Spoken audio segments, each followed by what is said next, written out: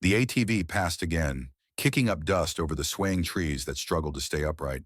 She passed as if the land owed her away. But what she didn't see, a giant shadow still and silent, watching her every step. And when the time was right, it would take the place of the wheat field and fight back. Have you ever seen someone mistake silence for surrender? If not, this story will not disappoint you. My name is James Mitchell, a 55-year-old retired chief inspector from the Federal Land Management Bureau. Now living quietly on my 40-acre family farm in the middle of Greenfield Estates. After decades enforcing land laws, I looked forward to peace until Rebecca Martinez, a 42-year-old real estate attorney and HOA president, targeted my property. She saw my farm as an obstacle to her suburban vision and a potential gold mine if she could force me out. What she didn't realize was that beneath my quiet farmer exterior was someone who knew every legal angle she planned to exploit, and I was ready. The first confrontation happened on a crisp Monday morning in September. I was checking my wheat about 3 weeks from harvest when I heard the distinctive whine of an ATV engine. Rebecca's bright red four-wheeler came tearing across my field, leaving deep ruts in the soft soil where my grandfather had taught me to plant 40 years ago. She pulled up about 10 feet from where I was standing, shut off the engine, and climbed off like she owned the place. "Good morning, Mr. Mitchell," she said, pulling out a tablet and stylus.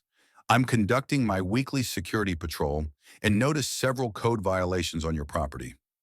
I kept my voice calm the way you do when you're dealing with someone who clearly doesn't understand the situation. "Ma'am, this is private property and it's not part of your HOA. You're welcome to patrol the streets and common areas, but you can't drive through my wheat field." Rebecca looked at me like I just told her the earth was flat. "Actually, Mr. Mitchell, this old cattle trail is a documented public access road. Any property that affects community standards and property values falls under HOA oversight authority. That's basic homeowners law." She said it with such practiced confidence that I almost questioned my own understanding of property rights. "Almost.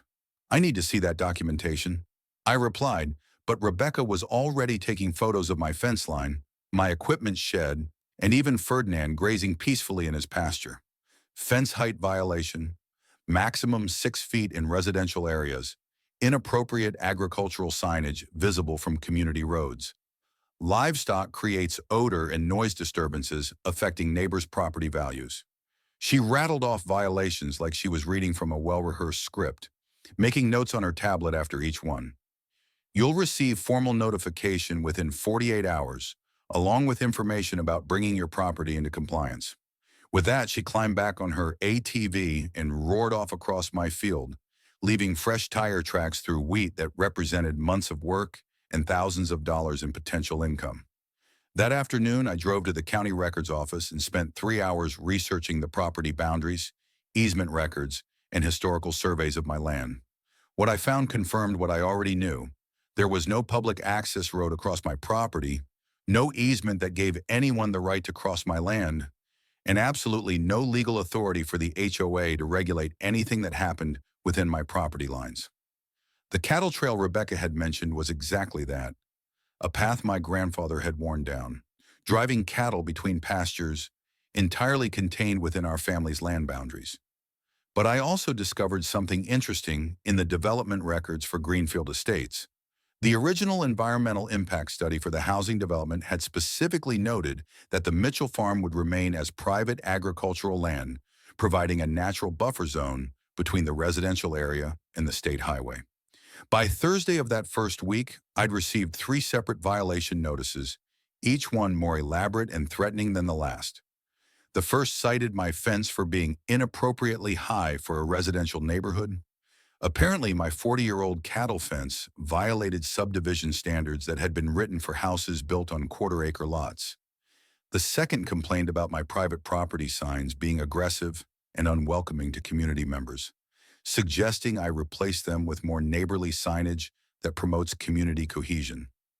The third notice was a masterpiece of bureaucratic overreach, claiming that the smell from my cattle operation was creating air quality issues that negatively impact neighboring properties and potentially violate environmental protection standards. Each notice came with professionally printed letterhead, official-looking language about compliance deadlines and enforcement procedures, and subtle threats about legal action if I didn't respond appropriately. Rebecca had clearly done this before. The notices were designed to intimidate people who didn't know their rights, using legal-sounding language to make her demands seem official and unavoidable. But after 25 years of dealing with actual federal regulations and real legal authority, I could see through her game immediately. Still, I had to admire the sophistication of her harassment campaign. This wasn't some amateur power trip.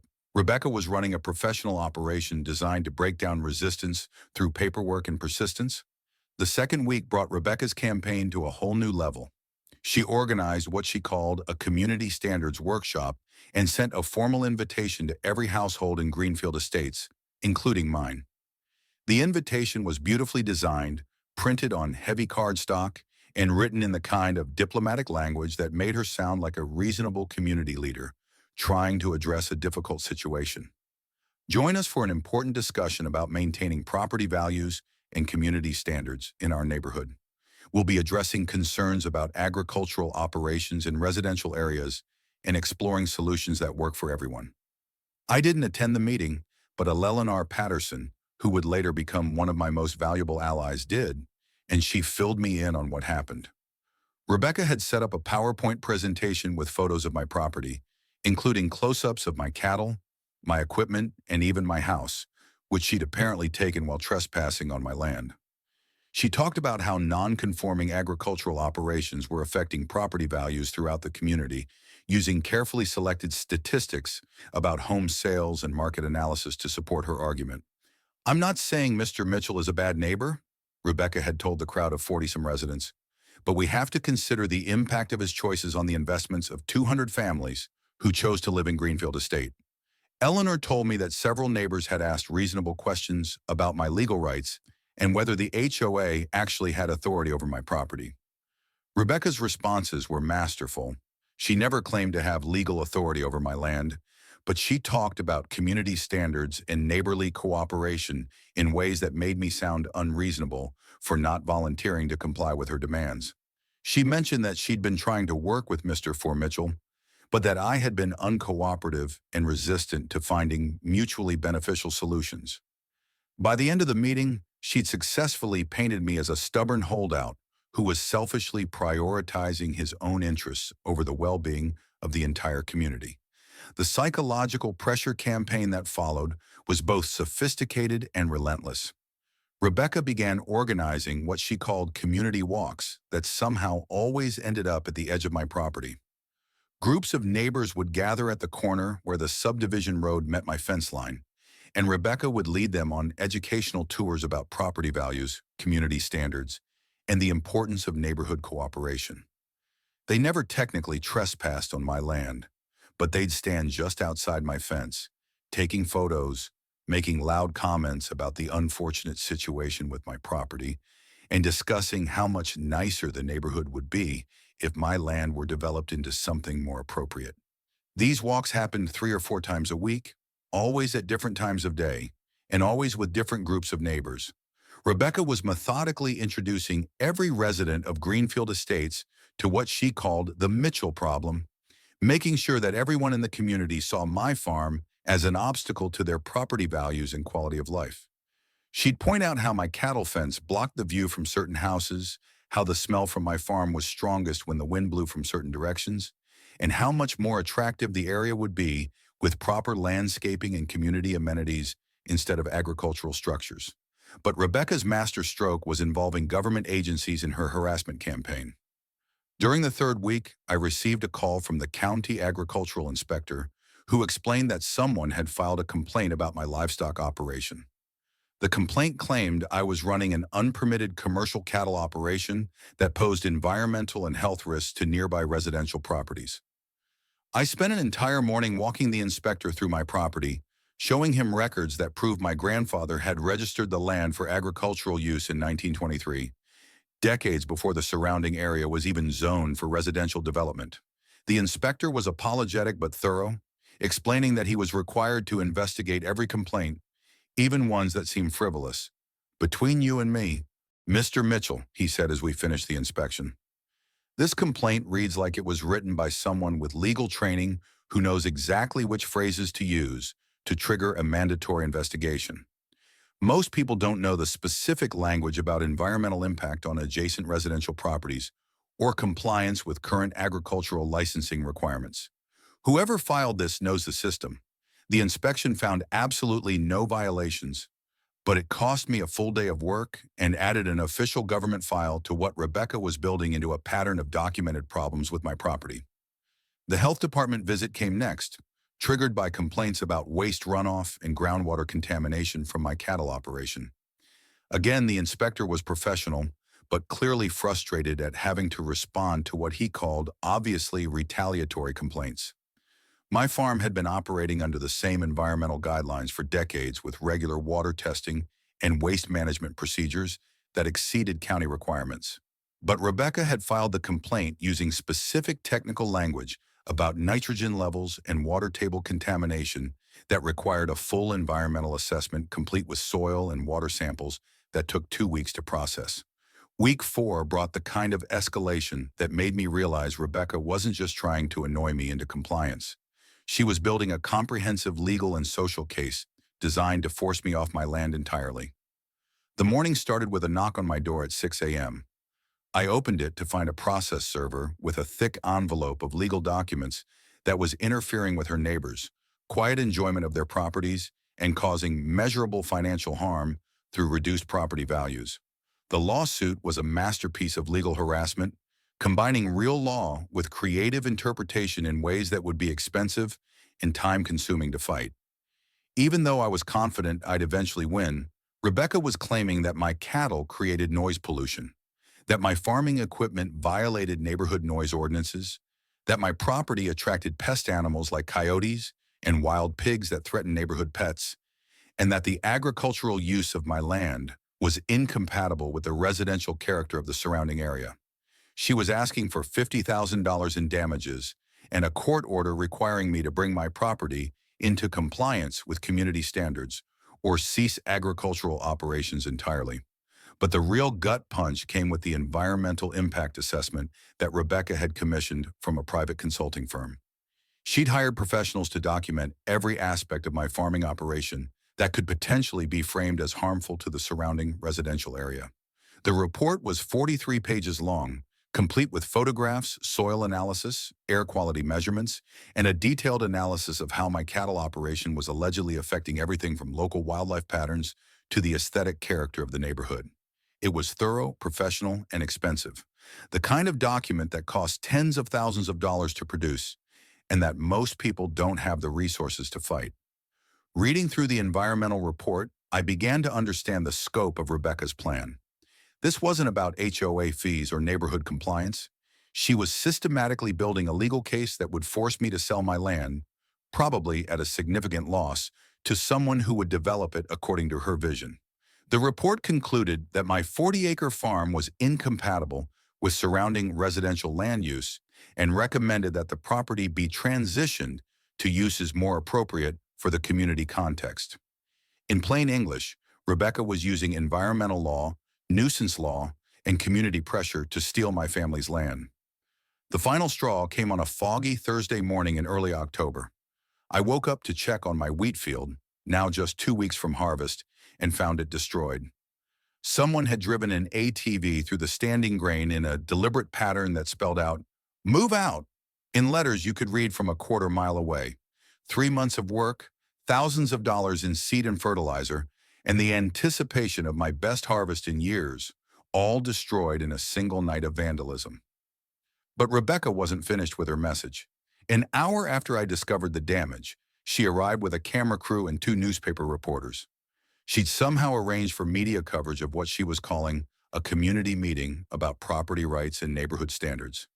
Standing in front of my ruined wheat field with cameras rolling and reporters taking notes, Rebecca gave a performance that would have impressed any politician.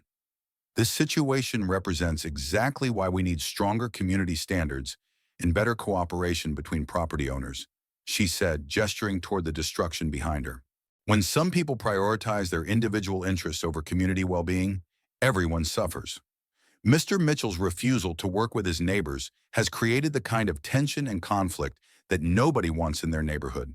She was actually using my destroyed crop as evidence that I was a problem for the community, suggesting that the vandalism was somehow a natural result of my uncooperative attitude and refusal to engage in constructive dialogue. The reporters ate it up, asking questions about property values, community standards, and whether agricultural operations should be allowed in residential areas.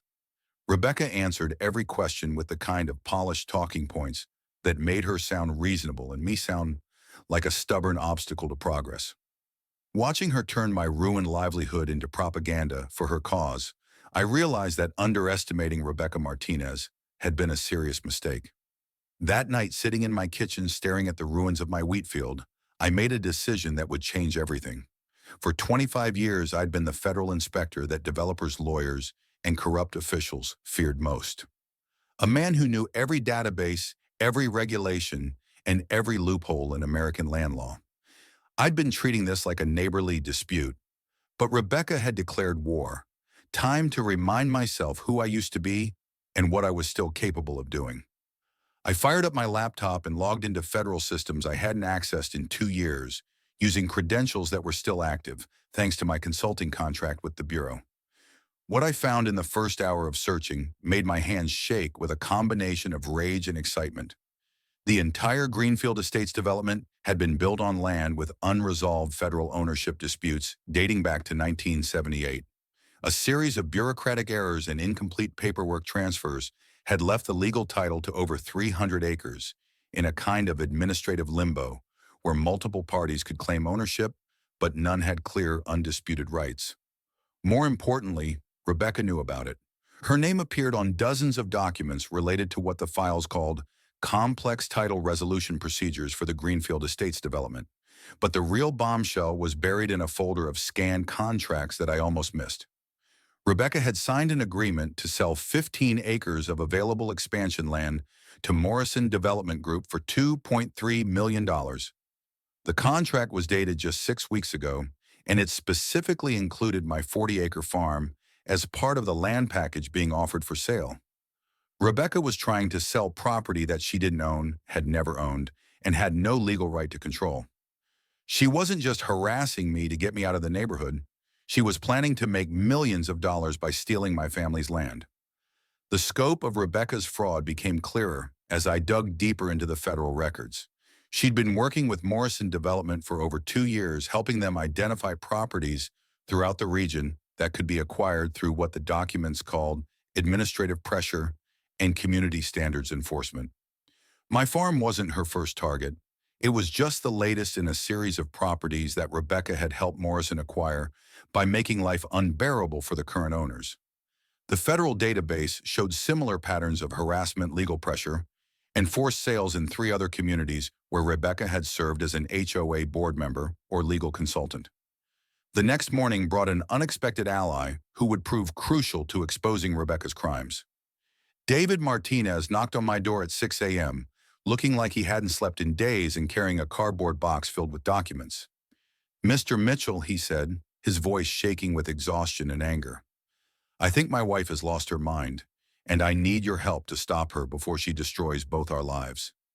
David had been going through Rebecca's home office after becoming suspicious about her late-night phone calls and mysterious meetings with out-of-town business associates. What David had found in Rebecca's files painted a picture of systematic fraud that went far beyond what I discovered in the federal databases. She'd been overcharging HOA fees and skimming money from community maintenance budgets for over 2 years. She'd created fake violations to justify thousands of dollars in fines that she'd collected from residents too intimidated to challenge her authority. Most damaging of all, she forged David's signature on multiple legal documents, including the contract with Morrison Development and several loan applications that used their house as collateral for her business schemes. "She's been treating our neighbors like criminals," David told me, his voice breaking with emotion. "Mrs. Patterson got fined $300 for having the wrong color mailbox. The Johnsons were charged $500 for excessive holiday decorations because they put up Christmas lights in November instead of December. Tom Rodriguez told me Rebecca threatened to have him fired from his security job if he didn't write up violation reports on families she was targeting. David wasn't just offering to help expose his wife's crimes. He was begging me to stop her before she destroyed the lives of everyone in the community. My second crucial ally emerged from an unexpected source that same afternoon. Eleanor Patterson, the 78-year-old retired librarian who lived 3 houses down from the HOA office, had been keeping meticulous records of Rebecca's activities for over a year. Eleanor had worked as a legal secretary for 40 years before becoming a librarian, and her trained eye had spotted patterns of fraud and abuse that would have been invisible to most people. "That woman has been running a protection racket," Eleanor told me over coffee in her kitchen, surrounded by boxes of carefully organized paperwork. "She finds something wrong with everyone's property, then offers to make the problem go away for a fee. I've been documenting everything, waiting for someone with the knowledge and authority to challenge her." Eleanor's records were extraordinary in their detail and organization. She documented every fake violation, every irregular fine, every threatening letter, and every suspicious meeting that Rebecca had conducted over the past 18 months. She'd even been secretly recording Rebecca's interactions with residents using a small digital recorder that she'd learned to operate from her grandson. "I may be old, Mr. Mitchell, but I'm not stupid," Eleanor said with a smile. That reminded me why librarians had always been some of my favorite people. Rebecca Martinez picked the wrong neighborhood to run her little scam in. We've got a retired federal investigator, a construction engineer who understands fraud, and a former legal secretary who knows how to build a case. She never stood a chance. The Greenfield Estates Community Center had never seen a crowd like the one that gathered on that Saturday morning in late October. Rebecca had advertised the meeting as a presentation about exciting new development opportunities that would increase property values and enhance community amenities. What she didn't know was that David, Eleanor, and I had been quietly spreading the word about what we'd discovered, and that federal agents were already building a criminal case based on the evidence we'd provided. Nearly 200 residents packed the room along with reporters from 3 local newspapers, a television crew that Eleanor had contacted through her journalism connections, and several federal agents who were there to observe what they expected would be Rebecca's final public performance. Rebecca walked into the room wearing her best power suit and carrying a leather briefcase that probably cost more than most people's monthly salary. She'd arranged for professional audio-visual equipment, hired a photographer to document the meeting, and even brought a bouquet of flowers for the registration table. Everything about her presentation was designed to project success, confidence, and authority. He had no idea that she was walking into a carefully orchestrated trap that would end her criminal career and send her to federal prison. "Good morning, everyone," Rebecca began, her voice carrying clearly through the packed room. "Today, I'm excited to announce a groundbreaking partnership that will transform our community and significantly increase all of our property values. Morrison Development Group has agreed to purchase several parcels of underutilized land in our area to create Greenfield Commons, a luxury amenities complex that will include an 18-hole golf course, a country club with full dining and fitness facilities, and a high-end retail village." She clicked to her first PowerPoint slide showing artist renderings of manicured landscapes and elegant buildings that looked like something from a resort brochure. The crowd murmured appreciatively as Rebecca continued her presentation, describing how property values would increase by an estimated 30 to 40% once construction began the following spring. She talked about job creation, increased tax revenue for the county, and the prestige of living adjacent to such an exclusive development. "Some of you may have concerns about Mr. Mitchell's property," she said, clicking a slide that showed an aerial photo of my farm. "I'm pleased to announce that legal proceedings are underway to acquire his land through eminent domain for community benefit. The county has determined that agricultural use of this property is incompatible with the surrounding residential development and that the public interest would be better served by incorporating this land into the Greenfield Commons project." It was a masterful performance, combining legitimate-sounding legal language with appealing visions of increased prosperity. Rebecca had clearly done this before, and she knew exactly which buttons to push to get a crowd of homeowners excited about rising property values. But she'd made one crucial mistake. She'd lied to a room full of people who now knew the truth about her criminal activities. David stood up in the back of the room, his face pale, but his voice steady. Before my wife continues this presentation, he said, I think everyone should know that she's been lying to all of you for over 2 years. The room fell silent as David walked to the front, carrying a thick folder of documents. Rebecca's confident expression faltered as she realized what was happening, but she tried to maintain control. David, this isn't the appropriate time or place for personal discussions. We can talk about whatever concerns you have at home. But David wasn't stopping. Rebecca has been stealing from this community, creating fake violations to collect illegal fines, and now she's trying to sell land that doesn't belong to her, he said, his voice growing stronger with each word. The contract she just showed you? She forged my signature on it. The land she's promising to Morrison Development, it legally belongs to a federal land trust, and selling it would be a federal crime. The room erupted in shocked gasps and angry voices as residents realized they'd been systematically defrauded by the woman they'd trusted to protect their interests. Rebecca tried to regain control, claiming that David was having some kind of personal breakdown and that his accusations were the result of marital problems. But Eleanor Patterson stood up next, carrying her own box of evidence. I've been documenting Mrs. Martinez's illegal activities for over a year, Ellen, and she's been charging illegal fees, creating fake violations, and threatening residents who questioned her authority. I have recordings, documents, and financial records that prove she's been running a criminal operation using this HOA as cover. That's when I stood up, and the room got so quiet you could hear people breathing. My name is James Mitchell, I said, letting my voice carry clearly to every corner of the room. For 25 years, I was chief inspector for the Federal Land Management Bureau. I investigated land fraud, development schemes, and illegal property transfers across 7 states.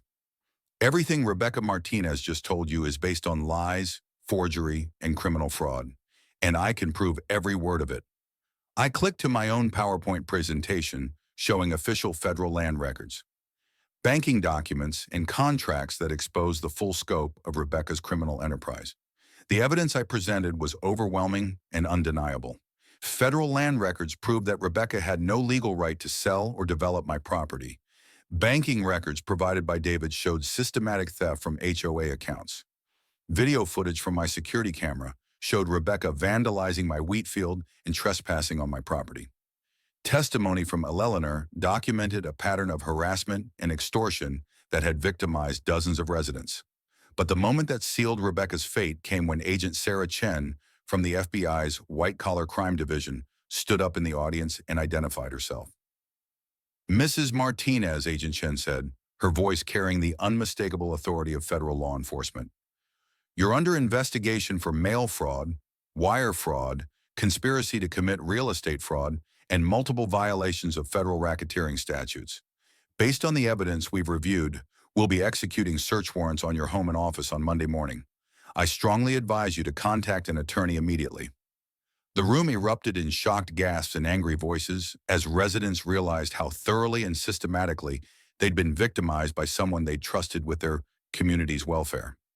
Rebecca's final moments as a free woman were pathetic and desperate. She tried to claim that everyone was conspiring against her, that I was a bitter old man trying to destroy the community's future, that David was lying because of their marital problems, but her voice was shaking. Her legal training couldn't help her explain away bank records and federal documents, and her confident facade had completely crumbled. When Eleanor stood up and announced that she'd been recording Rebecca's illegal activities for over a year, the crowd's mood shifted from confusion to fury. When Tom Rodriguez confirmed that Rebecca had been blackmailing him to write false violation reports, the anger became pure rage. A motion to immediately remove Rebecca as HOA chairwoman and freeze all HOA accounts passed by a vote of 147 to 3. Security cameras captured Rebecca leaving the community center in tears, while residents shouted questions about their stolen money, their fake violations, and the lies she'd told about my property. The local news coverage that evening led with the headline, HOA chairwoman exposed in million-dollar fraud scheme. And by Monday morning, the story had been picked up by regional and national media outlets, fascinated by the scope and audacity of Rebecca's criminal enterprise.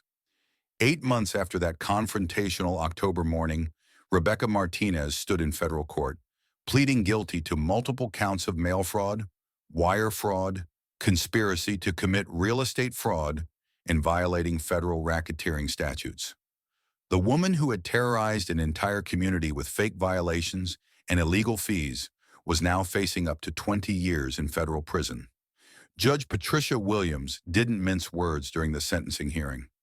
Mrs. Martinez, you violated the trust of over 200 families who believed you were working in their best interests.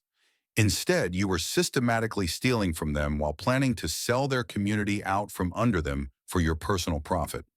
This kind of fraud strikes at the very heart of what makes communities function and thrive.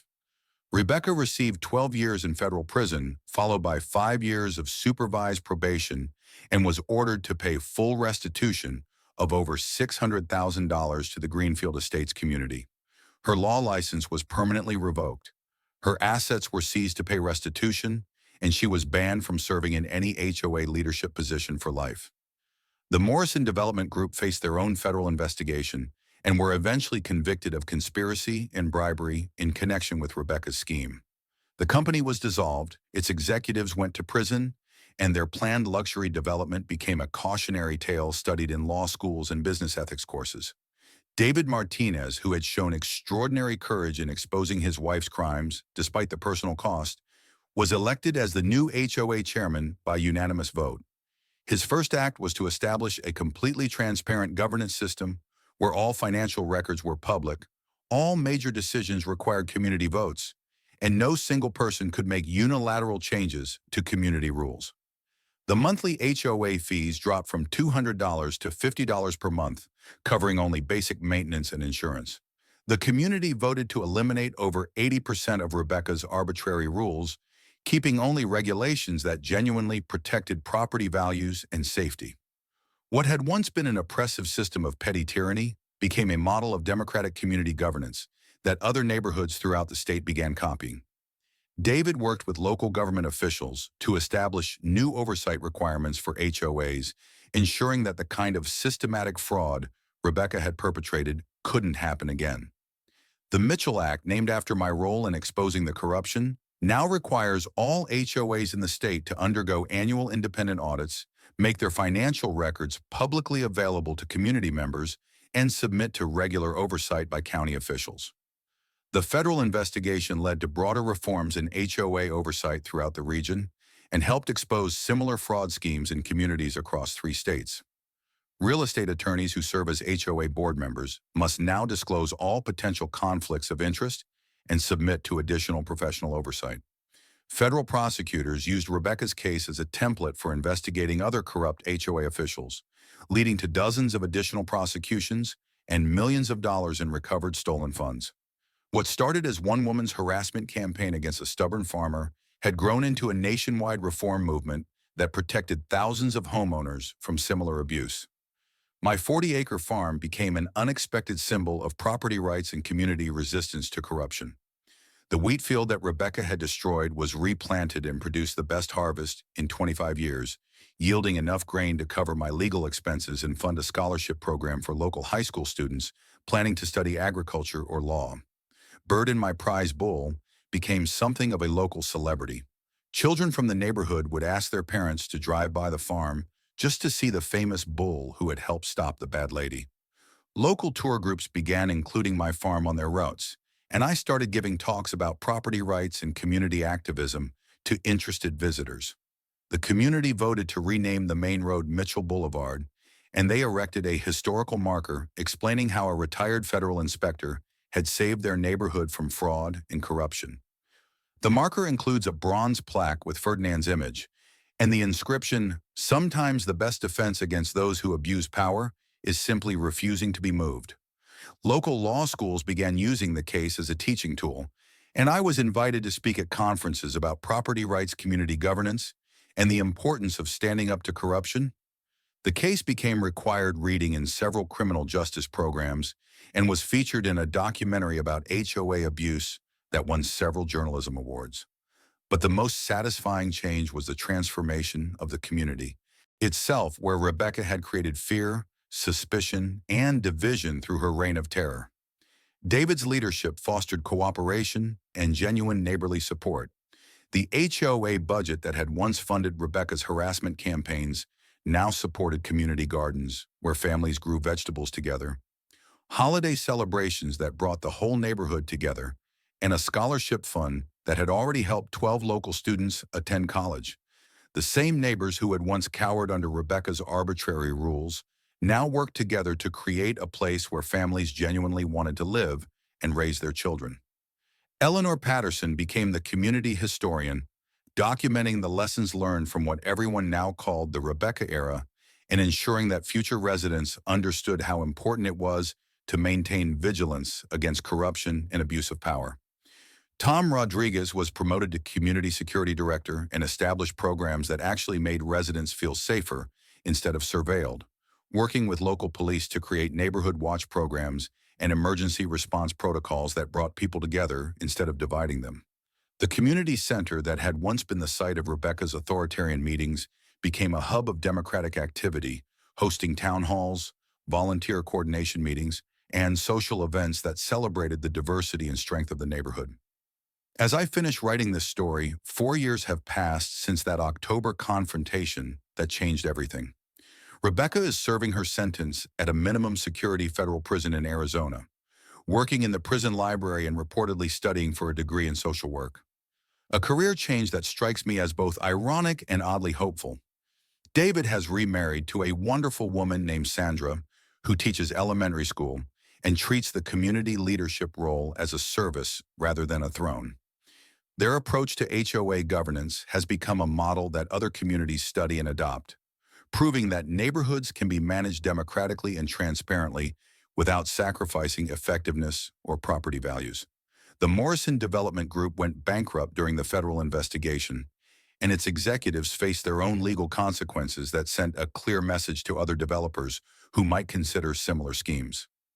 The land they had planned to develop illegally was eventually purchased by the county and turned into a nature preserve that provides hiking trails and wildlife habitat for the entire region. Ferdinand is now 13 years old and still the undisputed king of his pasture, though he spends most of his time these days peacefully grazing and accepting treats from neighborhood children who consider him a local hero. The wheat field that sparked this whole conflict has become something of a pilgrimage site for property rights advocates and community activists from across the country. I get letters from farmers, homeowners, small business owners, and community leaders who are facing their own battles with corrupt officials, abusive HOAs, and fraudulent development schemes. Some of them visit the farm to see where it all happened. And I'm always happy to share what I learned about fighting back against abuse of power while building communities that actually serve their residents' interests. The most important lesson I share with these visitors is that bullies and fraudsters count on their victims being isolated, confused, and afraid to challenge authority. But when communities come together, when people share information and support each other, when they refuse to be intimidated by official-sounding threats and fake legal authority, even the most sophisticated criminal schemes can be exposed and defeated. Rebecca's fraud succeeded for as long as it did because she convinced people that she had legitimate authority, that her rules were real law, and that challenging her would be futile and expensive. Standing in my wheat field today, watching Ferdinand chew grass contentedly, while children from Greenfield Estates visit with their parents to hear the story of how their community fought back against corruption, I'm reminded that justice isn't just about punishment, it's about restoration and prevention. Rebecca's fraud was exposed, her victims were compensated, and the community she tried to exploit became stronger, more democratic, and more resistant to future abuse. The land that she tried to steal for millions of dollars is still here, still growing wheat, still home to a bull who unknowingly became the symbol of resistance against tyranny and greed. The sign at the entrance to my farm still reads, Mitchell Family Farm, established 1923. But now it includes a new line that the community voted to add, protected by law and community. Because that's what this story is really about. Not just one man's fight against a corrupt HOA chairwoman, but an entire community's decision to choose transparency over secrecy, cooperation over domination, democracy over authoritarianism, and justice over fear. And Ferdinand? Well, he's still the champion of his domain, grazing peacefully in a field where the wheat grows tall. The community knows that truth will always triumph over lies, And neighbors look out for each other against those who would abuse power for personal gain.